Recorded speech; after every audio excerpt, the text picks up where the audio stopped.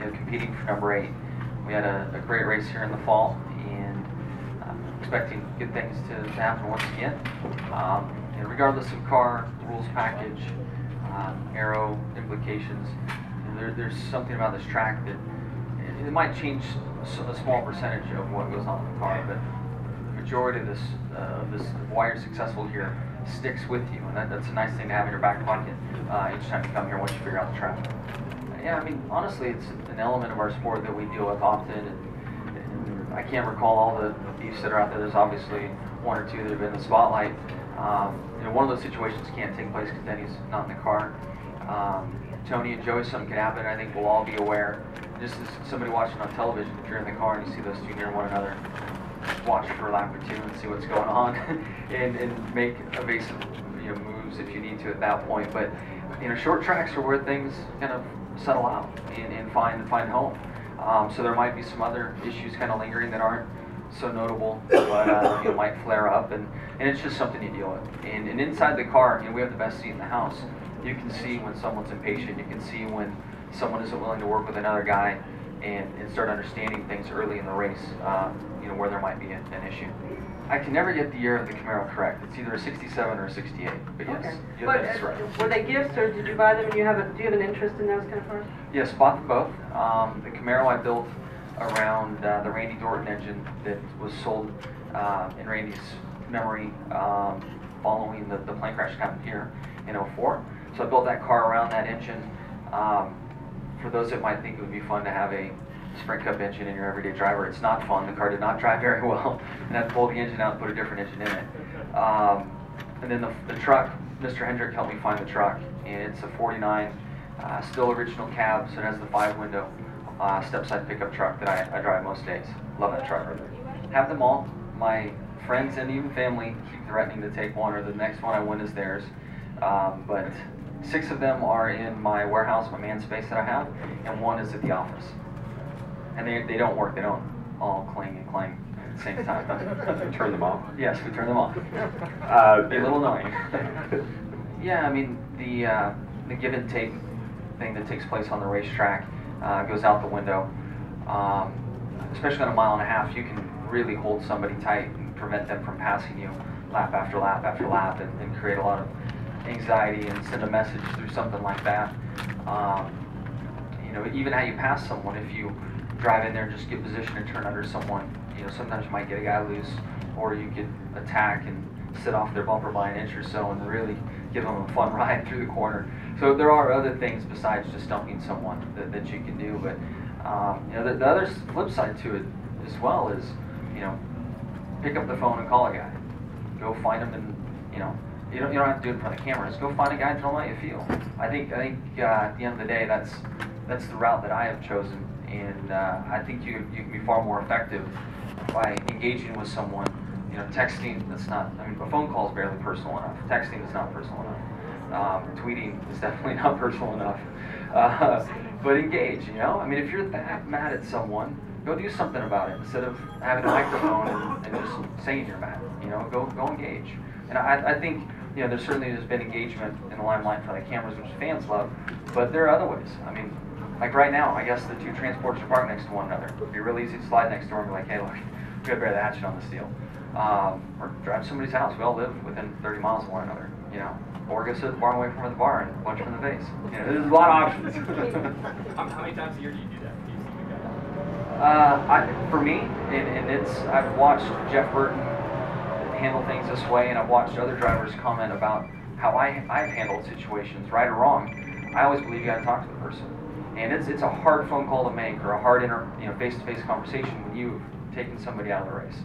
But Jeff Burton handled things that way with me here in '04, '05, and I had so much respect for him that he walked through my transporter, past my guys, didn't lie to me, he said, man, I just used you up. I did.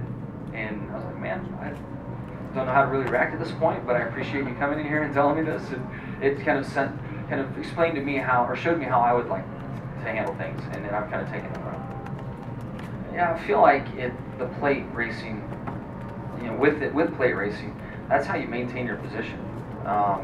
it's how you race there. You spend 90% of your time in the mirror, 10% looking out the windshield. Road course racing, blocking is really frustrating there and probably most visible. And then in those situations, even in open wheel, they give you one move to defend, and then you got to sit still. Our cars aren't. I guess with the open wheels, they're much more dangerous, and you really only get one move. We don't have that situation, but that is really frustrating at Sonoma and Watkins Glen. You'll have a run on somebody, they'll just pull down on the inside of the corner in front, and as a result of them blocking you, they slow you up quite a bit over the course of a lap. Before you know, you have company from behind, and it's real frustrating then.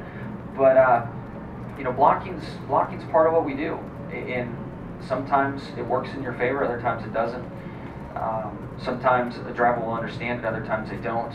And those are decisions that we all make on the track, that when you're in the sport long enough, you realize what those decisions could lead to. And honestly, who you throw a block on, they can come back and haunt you. So as we're trying to win a race and win for a team, win for a sponsor, there are these other little elements that kind of, you may not consciously think of them, but there's a quick snapshot that flashes through your mind that when you're throwing a block, and I assume when you throw a block and you see the 14, you probably expect something's going to happen. It's made that known over the years. So, there are guys that you probably don't want to do that to. But again, at the end of the race, I feel like things go to the next level and they change. And to defend for a win, you have to take some extreme measures at times. And there's the simple block down low. There's also taking away someone's line that doesn't get talked about as much, but you run the line that the guy was catching you in.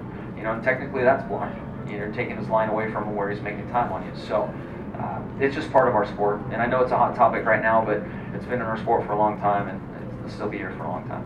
Mike Campers? If ideally you're driving away and not defending, because the defensive line here is slower, and if you're worried about someone making a late braking move on the inside of you into a corner, the way you defend that is you drive in straighter, and your angle isn't as good in the center of the corner, and you have a slower turn.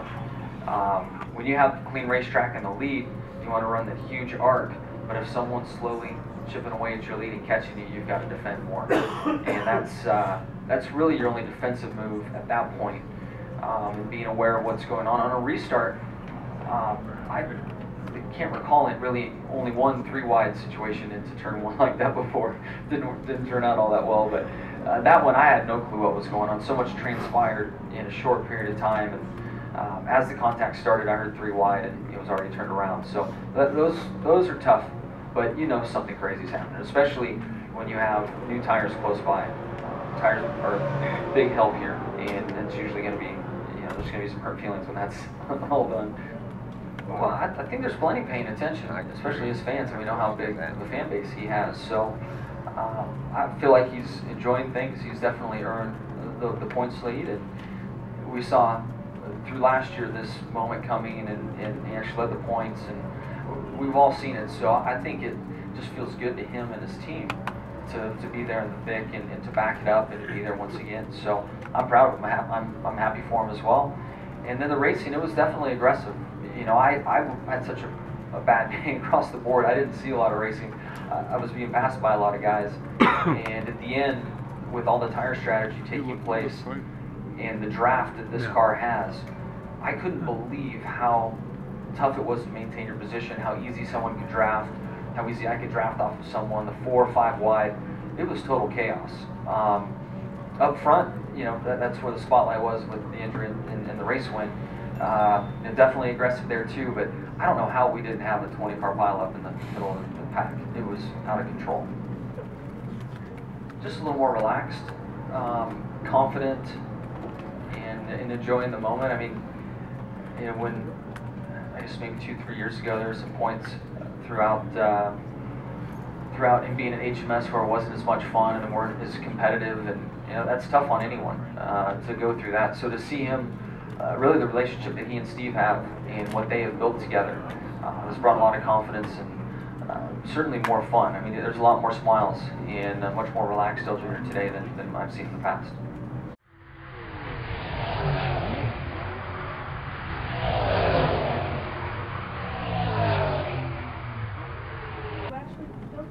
No, I didn't know. Work on it? Come on. Crazy? I put gas in it. Put air in the tires.